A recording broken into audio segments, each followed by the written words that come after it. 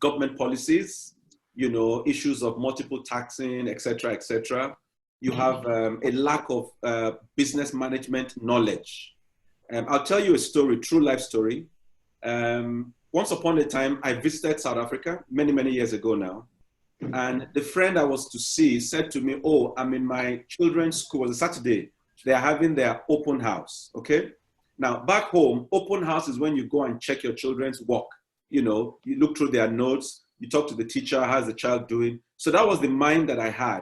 Guess what? When I got to that school in South Africa, they were on the football field and the children had formed companies. They had produced things, lollipop, ice cream, blah, blah, blah.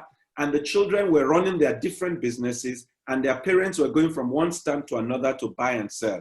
The children were marketing. So what happens there is that those children learn entrepreneurship from the cradle, all right? For most of us, I'm an SIYB trainer. Most of the people that I train, the first time they encounter the basics of starting and running a business is in the SIYB class, by which time they finish their tertiary education, they are well educated, they have been employers or employees for a long time. So we have government policies, we have infrastructure challenges, we have the lack of business management skills, okay? And then of course we have, the absence of a what you might call the justice system, all right? How do people obey the laws, both the government and the people, okay? In South Africa, if you want to change your socket from one point to the other, you go to the municipality and talk to them. Here you can build a house, start it and finish it, and government will not even come near you. So we have those challenges, and I think that, and that's why you can see that the better the score, the more developed the environment. Okay? All right. Thank you. All right. That's awesome. Benedict, let me come to you. Tanzania. Yeah. All right. What's your take on this? Actually, I was so surprised when you say in Tanzania we have 62.5 business failure. I was so surprised, and I didn't know this. But to be honest, anybody can start a business. Starting a business doesn't mean you can run a business. And there is where most of the people, they fail to run the business. And that's why most of the business, after being established, within 3 months to 1 year, they fail. Because business management is a serious problem. That is where we stuck as Tanzanians. If you go deeply, if you come here in Tanzania, a lot of graduates, soon after they finish the university level, university studies, they start their business. But how to manage that business is the problem. And to be honest, once you are talking about running a business, it needs a lot of things. To have a successful business, it has a lot of things to do. You need to make a right decision.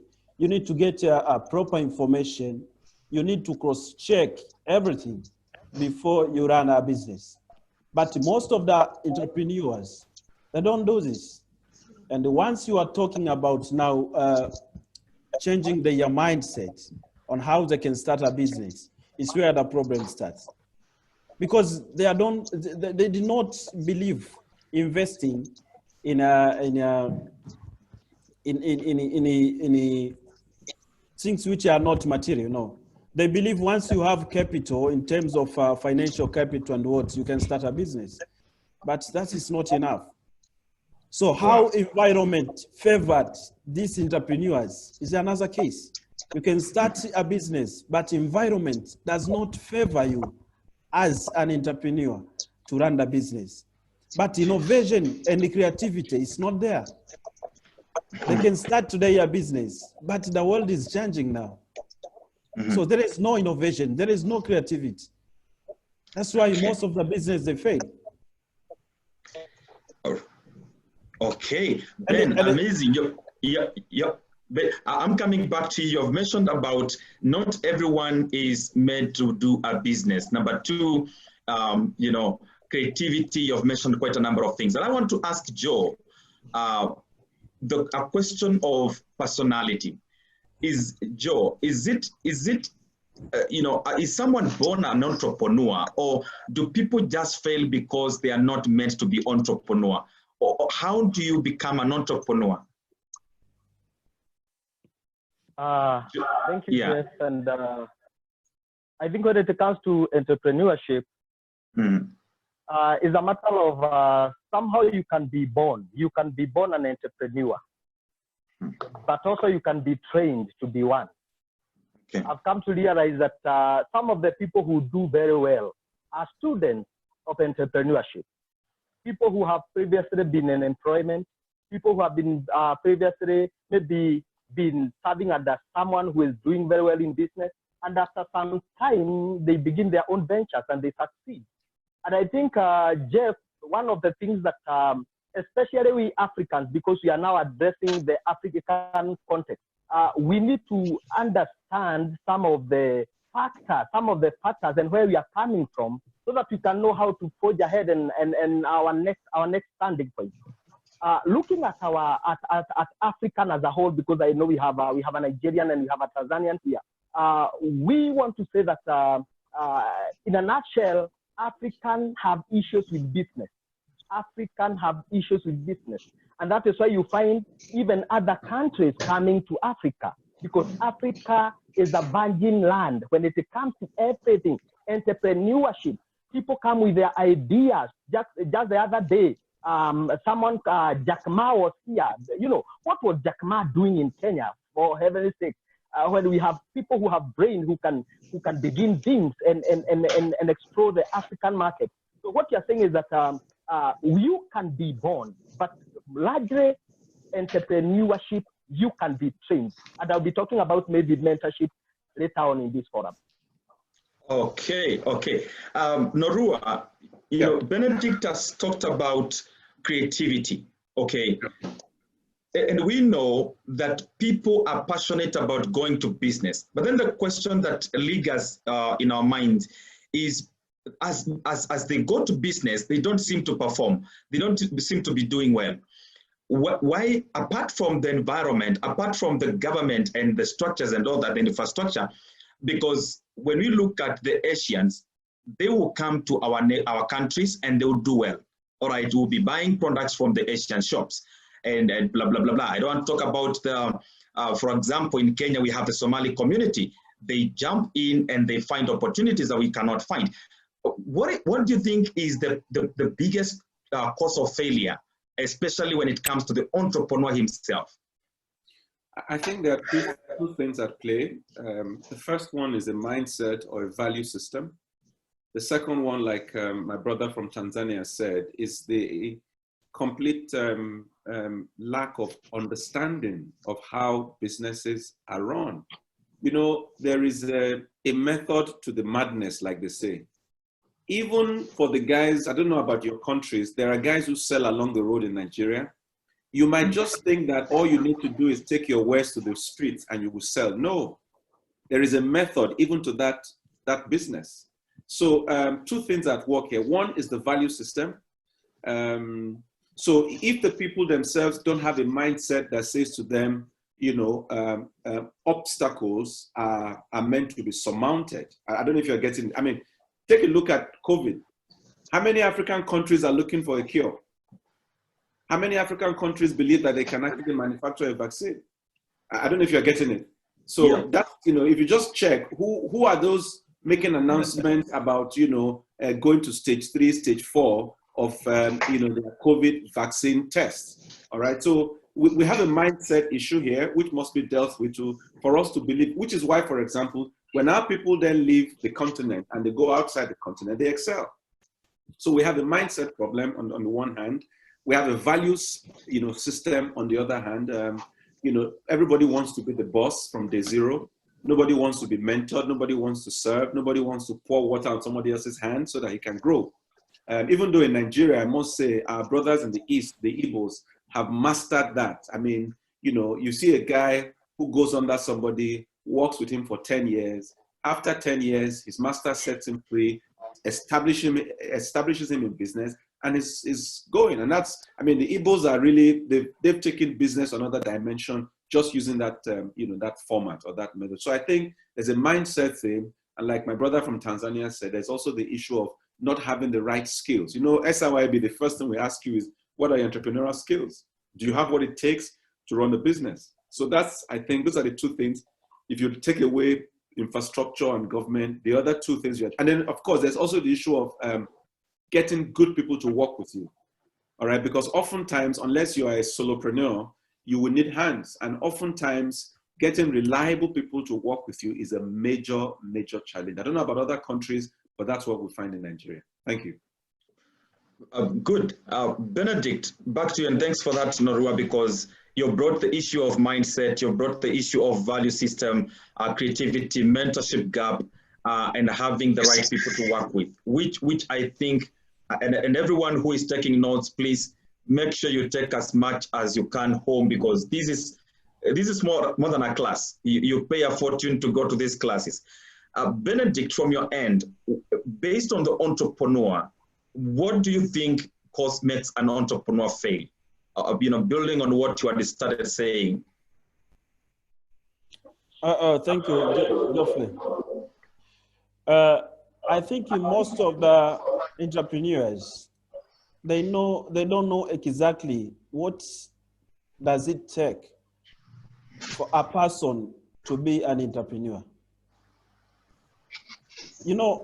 For us, from the government level, national level, then a local level, we need to understand, and I think we need to take our time to sit down and define, what does it mean? What does it take for a person to become an entrepreneur? It's not a simple job. It has a lot of things to do. Okay. Entrepreneur is about, once you are doing business is about selling.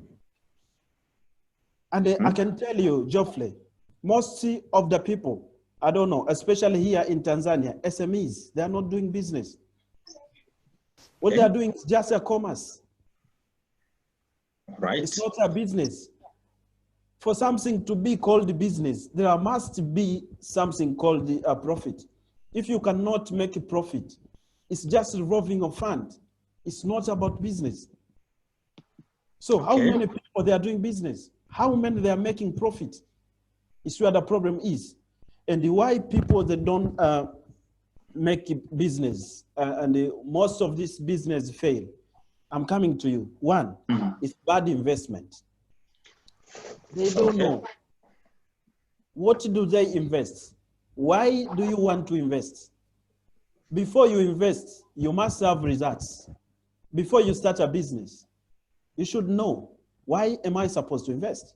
So bad investment can contribute 100% failure to the business. Second one, money management. Most of the people, they have already started their business, but how do they manage money? That is where now SOAB comes in. How can you start your business? We want to see the way you market your business, the way you plan for your business. Most of the people, they don't plan for their business. You can start a business today, but during your time of running that business, maybe into your plan, it can show you when are you going to break even. You can start today, and when you are going to make a profit, it might take you even 3 months or 1 year. So most of the people, because they don't plan, they can start a business today, and because they don't have plan, they don't know when are they going to make profit. Starting a business doesn't mean you start today and tomorrow you're going to make a business. Tomorrow you're going to be somewhere. No, it takes time. So we want to see into your plan. Does it show when are you going to make a profit? If you don't have a plan, you can start today a business, and after a few days, you just close the business. Another thing, you need to know your client. Who is going to be your client before you start a business? Most of the people, they start a business, but they don't know who is going to be their client. So by the time they are waiting for new client to come, and because they don't take time even to define who is a client, we have 3 types of clients. The one who is in your business today, the one who is looking for your business, and the one who already left for the business. So all of this, you need to make sure they are into your business. But because most of the people, most of these SMEs, they don't know even their clients, it's where now they fail. And once you ask them, you know, why, you know, add value to what you are doing, it's very important. It's not only about buying commodities, buying raw materials to sell. Yes. How many they have been going to through these classes? Nobody. They don't want to add value for their business. So basically, I think before they start a business, they should know what are they going to sell. They should know their client. They should know proper investment and money management. At least we can start from there. Wow. That's awesome. Benedict, you've talked about bad investment. You've talked about money management, planning for your business, patience, knowing your client, the one who is with you, the one who is looking for you, the one that has left you, and then not willing to learn. I want to throw this to Joe, and this is about money management. Joe, I've just seen a comment from Fayo, and Fayo is a master trainer as well from Nigeria, a colleague of Norua. Pleasure to see you, Fayo. I'll be coming back to you on that point because this is critical on showmanship. But Joe, do you think Africans, we have a money management problem, or do you think it's just a personality issue? Please talk to us about money management. Thank you, Jeff. And kindly, before I go to money management, allow me to touch on something that I have captured. Is it okay? Yes, please go ahead. Right. You're free. Thank you. So I've just realized when Ben was speaking that there are some things that are coming out very strongly on how we even begin our businesses, especially for us in our Kenyan market, in our Kenyan economy. There are some people who basically go to business because maybe someone have lost his or her job. And that becomes a reason enough to begin a business.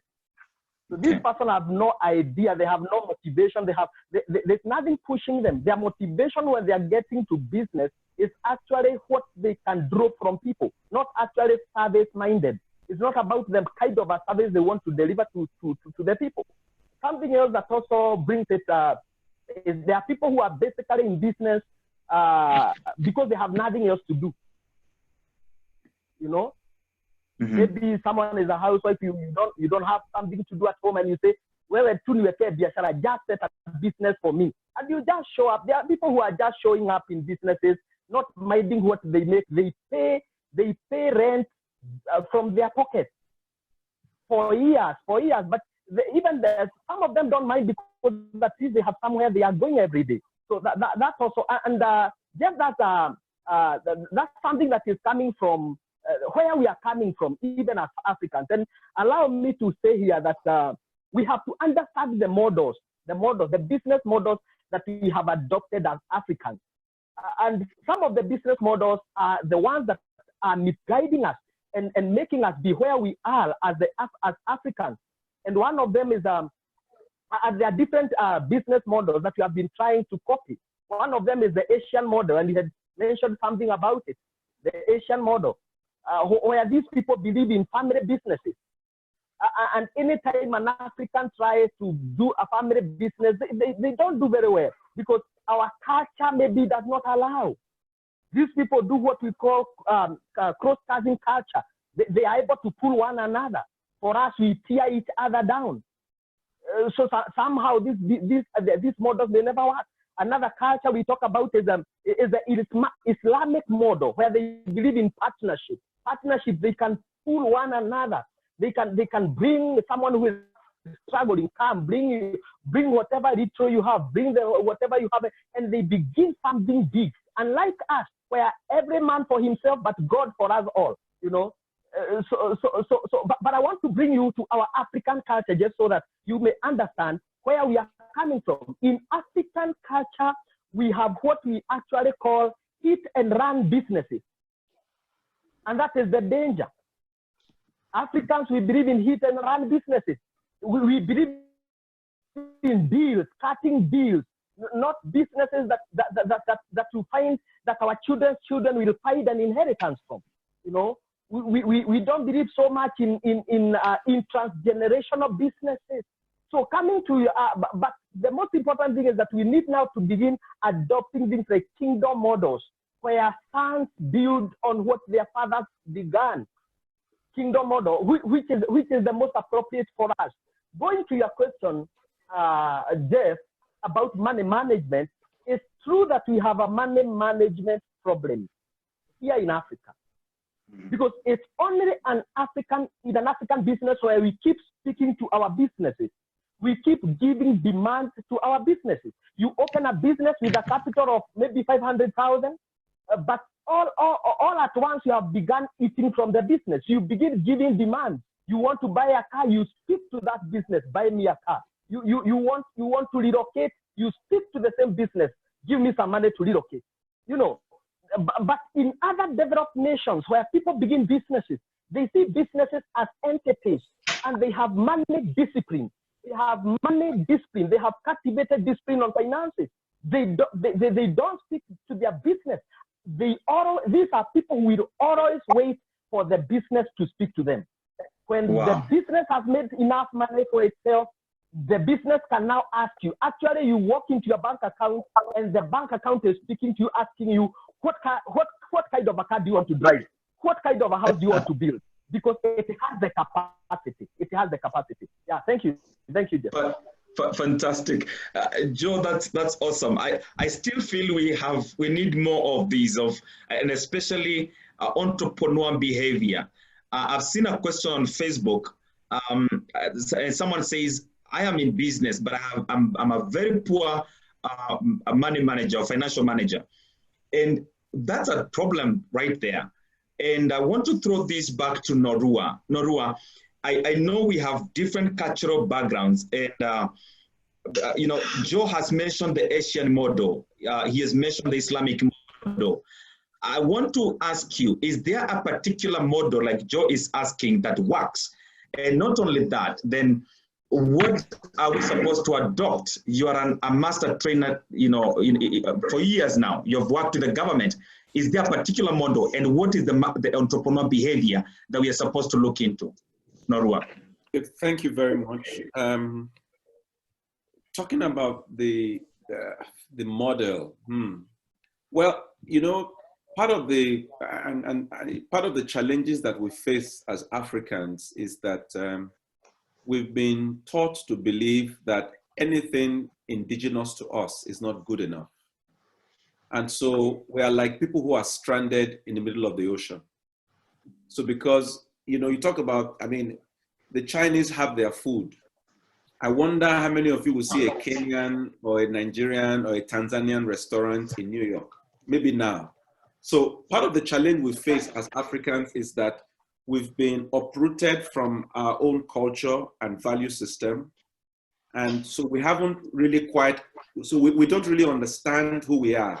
And that is affecting us on many fronts. I mean, see how we're handling democracy, all right? So that's affecting us on many fronts, okay? So where we are now, I would say that rather than try to evolve one system that you can call the African model, I would rather say that let us, you know, harness the best of what we can see around us, okay?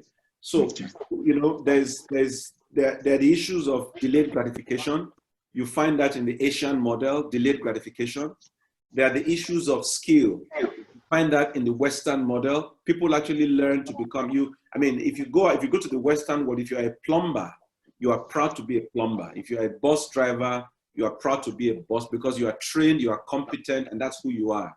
So we have, you know, so there's delayed gratification. There's the issue of competence, all right? There's the issue of knowledge, okay? So if you understand, so, I mean, if you ask me, I would say that we should start to teach entrepreneurship. SIYB should go down to primary school. A version of SIYB should go down to primary school. So that by the time the children are finishing primary 6 or whatever you call it in your country, the primary living level, they already understand buying and selling, marketing, and the fundamentals of business, all right? So you talk about delayed gratification, you talk about competence and skill, you talk about, you know, understanding the nitty-gritty, the technical knowledge of how business runs. So I'm not going to say to us, let's go and look for the African model. I'm just going to say to us, let's harness the best of what we can see. Or after all, for a long time, the Chinese were shocked. They were you know, they were locked, I mean, on their own. But they found out that the capitalism was working. So the Chinese have evolved a capitalist, communist economic system, and it's working for them. And that's the kind of thing I'm saying. So the Chinese have held on to their communism, and they've handpicked, they've cherry-picked the best parts of capitalism, and they put it into their communism, and behold, we now have a Chinese model. Now, whether that is the best model is another conversation, but the truth is, as we see the world today, literally before our eyes, the Chinese have come out of they turned the corner, and they're literally, I mean, Chinese is ruling the world in certain regards, all right? So I would say that rather than go and try and go and unearth the African model, no, from right here where we are, let's pick the best of what we can. So what are the Asians doing right? What are the, you know, the Somalis doing right in Nairobi? Why don't we harness it and teach that to Kenyans?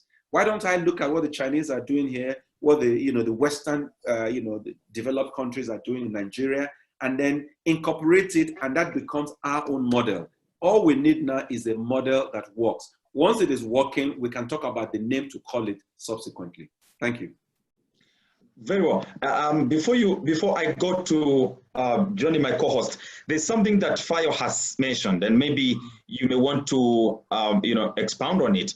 Okay. Fayo says, and once again, let me acknowledge Fayo, master trainer.